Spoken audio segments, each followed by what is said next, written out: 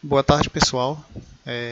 Vamos dar continuidade ao nosso assunto. Hoje nós vamos falar sobre o governo de Juscelino Kubitschek, que é o governo que veio após o governo de Getúlio Vargas, né? É claro que Getúlio Vargas não terminou o mandato dele, como nós falamos na aula anterior, ele acabou morrendo, né? E aí, com a morte de Getúlio Vargas, quem assume o poder é o vice dele, o cara chamado Café Filho, né? Ele era conhecido como Café Filho, João Café Filho. E ele assume a presidência do Brasil nesse momento, com a tarefa de completar o mandato, que faltava, né, ali faltava pouco tempo para terminar, e garantir que a eleição que estava marcada para outubro de 1955 ocorresse normalmente. E aí, para aquela eleição, a UDN, que era a principal oposição ao governo de Getúlio Vargas, que já havia perdido duas eleições, a de para Vargas, e vê naquele momento, agora com Vargas fora do jogo, a possibilidade de ganhar o poder finalmente, né? E aí eles acabaram lançando um candidato, que era o Juarez Távora, que era um general do Exército, ex-participante do movimento tenentista. Então, de um lado a gente tinha a UDN, e do outro lado continuou a aliança entre PTB e PSD, onde Juscelino Kubitschek sai como candidato pelo PSD, candidato a presidente, e como vice sai o João Goulart do PDT, né, vice de Juscelino. Aqui vale uma... O livro não cita, mas vale aqui uma curiosidade, é que nessa época aqui, quando saía a chapa assim, o presidente e o vice, as pessoas tinham que votar em um e votar também no outro. Não era igual hoje, quando você vota no presidente, automaticamente você está votando no vice, não aparece o nome do vice na chapa para você votar nele. Nessa época aqui, você votava para presidente e para vice-presidente. Poderia acontecer do presidente de, por exemplo, aqui nesse caso, que era uma chapa de um lado o DN, da outra lado o PTB e o PSD, poderia acontecer de Juscelino ganhar e ganhar o vice da outra chapa. Aí nesse caso aqui ganhou os dois, né? Ganhou o Juscelino com o vice, o João Goulart. E aí a vitória de Juscelino e Jango, ela vai desencadear uma crise, uma nova crise política. O pessoal da UDN não aceitaram a vitória e junto com alguns militares, né, a UDN vai tentar impedir que Juscelino tomasse posse, né? Vai tentar dar um golpe e não deixar Juscelino tomar posse do cargo de presidente da República. E aí é onde entra em cena um cara, né, que na época era o ministro da Guerra do Café Filho, que é o general Henrique Teixeira Lott, que vai impedir essa tentativa de golpe e vai usar, ele vai dar meio que ele vai usar a força dele, né, de ministro ele ligado ao exército, para garantir que Juscelino Kubitschek assumisse a presidência, o que acabou acontecendo no ano de 1956.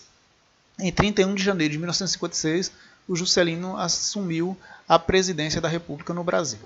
E aí, vamos falar um pouco sobre o governo Juscelino, né, que sempre vocês vão ver ele sendo referido como JK. JK era a forma como ele era chamado, né, Juscelino Kubitschek. E ele criou uma meta chamada de 50 anos em 5. Era o lema da campanha dele, do governo dele, era isso. Ele queria fazer o que seria esses 50 anos e 5? Seria uma meta de promover o desenvolvimento acelerado, né, o desenvolvimento econômico acelerado do Brasil. Ele queria, falava, olha, o Brasil está muito atrasado na questão de econômica, né, de desenvolvimento do país, e nós vamos fazer isso.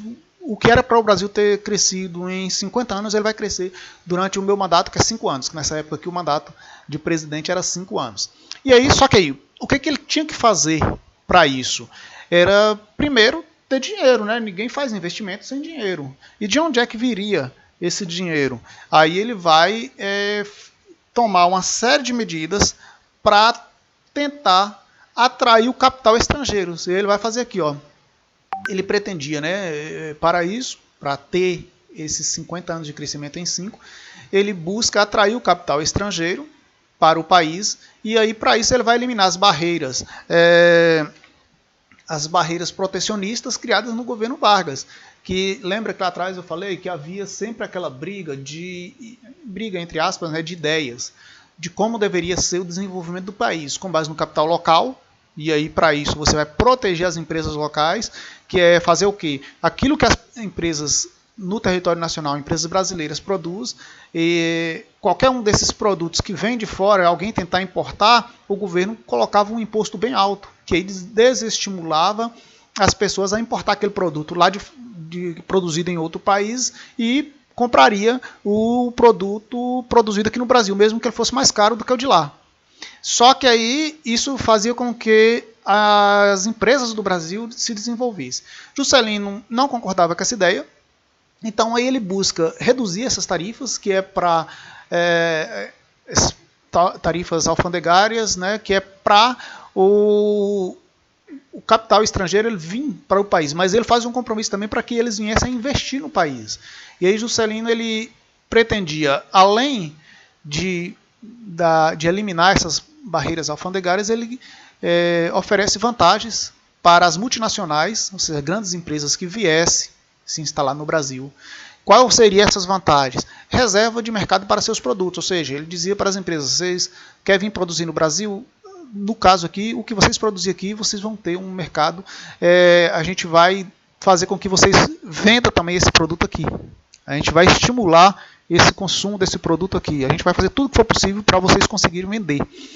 E também vai facilitar a remessa de lucros das empresas para o exterior, ou seja, uma empresa americana que viesse aqui, se instalasse, estivesse produzindo tudo que ela tivesse de lucro e ela quisesse mandar para o exterior, o governo não ia criar problemas, que era o que lá atrás, essa discussão, né, o governo Vargas, por exemplo, andou um pouco no sentido de impedir isso.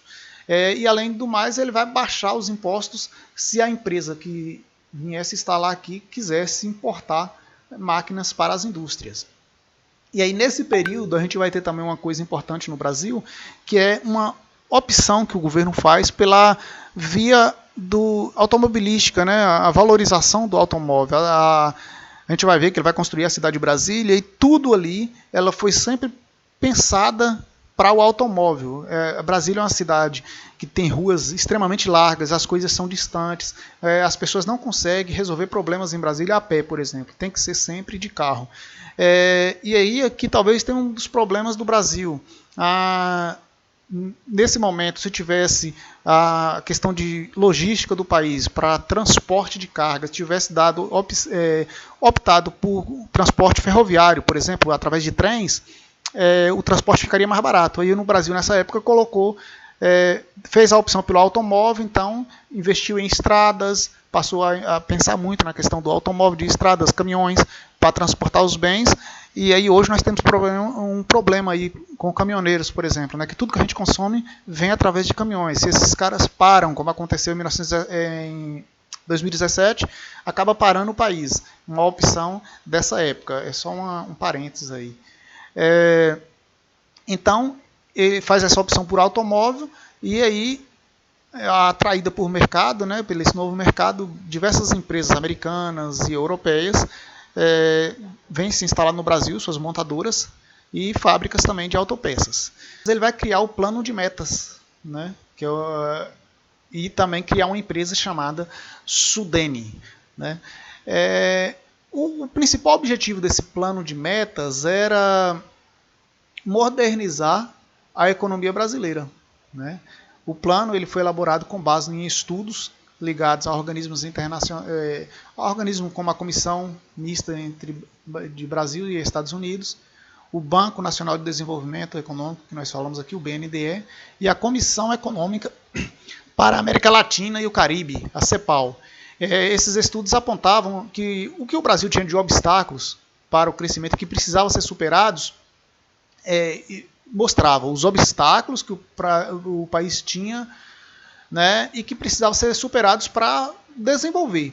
E aí ele estabeleceu quais eram essas áreas que o país tinha dificuldade para o crescimento. Setores de energia e transporte, indústria de base, energia, transporte, indústria de base, alimentação e educação.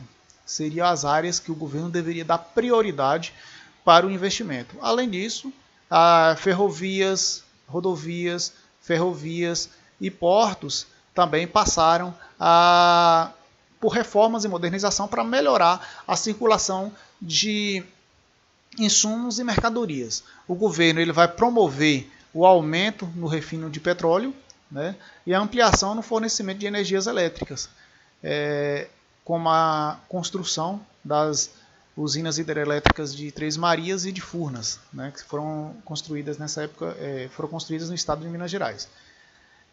Mas, mesmo com o crescimento econômico acelerado, o Brasil ele continuava enfrentando graves problemas sociais,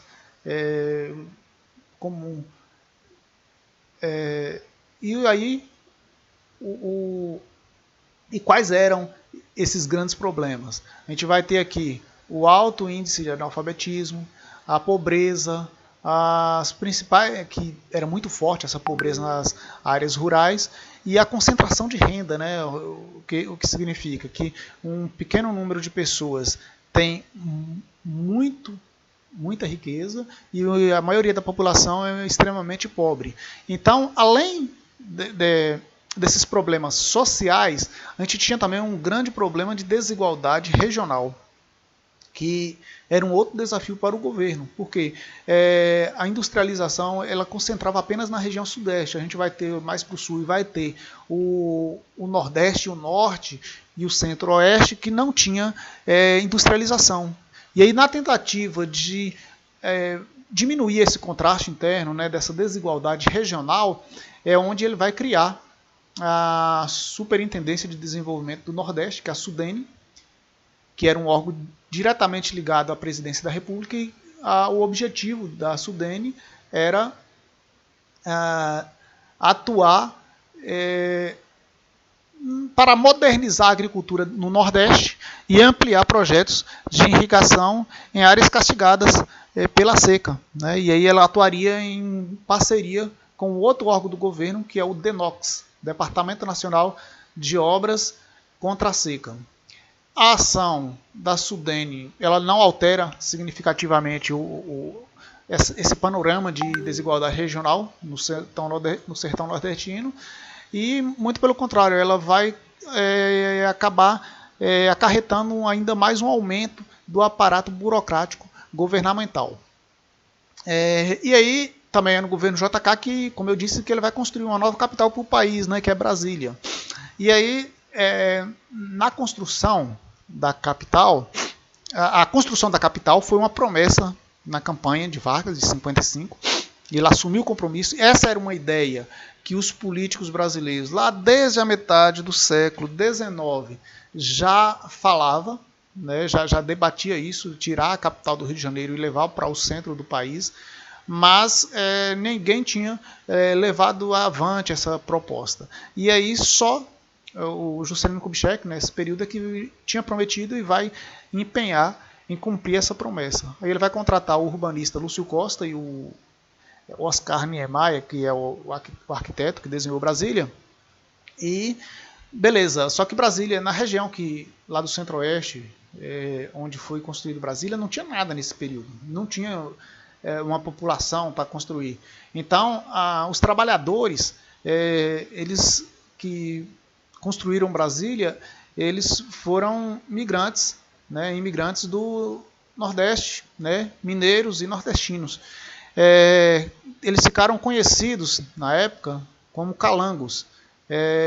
Eram pessoas que viviam numa situação bem complicada lá, né, porque chega lá, vão levantar uma cidade no meio do cerrado, do nada. Então as condições de vida eram péssimas, né, porque eles moravam em acampamentos com habitações improvisadas, sem sistema de saneamento básico e alimentação adequados. E aí, claro, tinha muitos problemas de higiene e saúde. Além do mais, regras de segurança no trabalho, de horas extras, de coisas que estão prescritas na CLT, naquela lei que foi feita lá por Getúlio Vargas, lá atrás, que dava uma série de direitos para os trabalhadores. não foram respeitadas na construção de Brasília. Aí o Juscelino, ele vai acelerar essa construção e a capital fica pronta. Ela fica pronta e é inaugurada. Fica pronta e a cidade foi inaugurada no dia 21 de abril de 1960. Ela é um ícone da arquitetura moderna, mas apresentava um grande contraste social. Primeiro porque as pessoas que foram para lá construir Brasília, elas acabaram ficando por lá. A maioria delas decidiram ficar por lá. E aí o que é que nesse momento os governantes vão fazer? O governo ele vai fazer? Ele vai pegar e afastar essas pessoas ali do centro político, criando as chamadas cidades satélites em volta de Brasília, que são cidades extremamente pobres, próximo ali daquela cidade opulenta, né, uma cidade muito bonita, construída sob planejamento. Então ali já começa já os problemas lá na capital federal. Até hoje, essas cidades satélites são assim, símbolo da pobreza, né? A região muito Brasília fica rodeada por essas diversas cidades com a população extremamente pobre. E aí, crescer e endividar-se. Durante o governo JK, o Brasil cresceu, né? Teve um crescimento econômico impressionante, mas esse crescimento se deu com o governo contraindo dívidas públicas, né? Aumentando a dívida pública, tanto interna quanto externa. Só para se ter uma noção, os empréstimos estrangeiros nesse período aumentou em 150%. E a dívida brasileira com bancos e órgãos internacionais ultrapassou, no final do mandato de Juscelino Kubitschek, 3 bilhões de dólares. Né? Tá aí o início da nossa dívida externa. Apesar do grande crescimento econômico desse período, diversas partes do país havia uma série de protestos e greves de trabalhadores, porque apesar do crescimento econômico, também vinha a questão da inflação, os salários dos trabalhadores não alcançava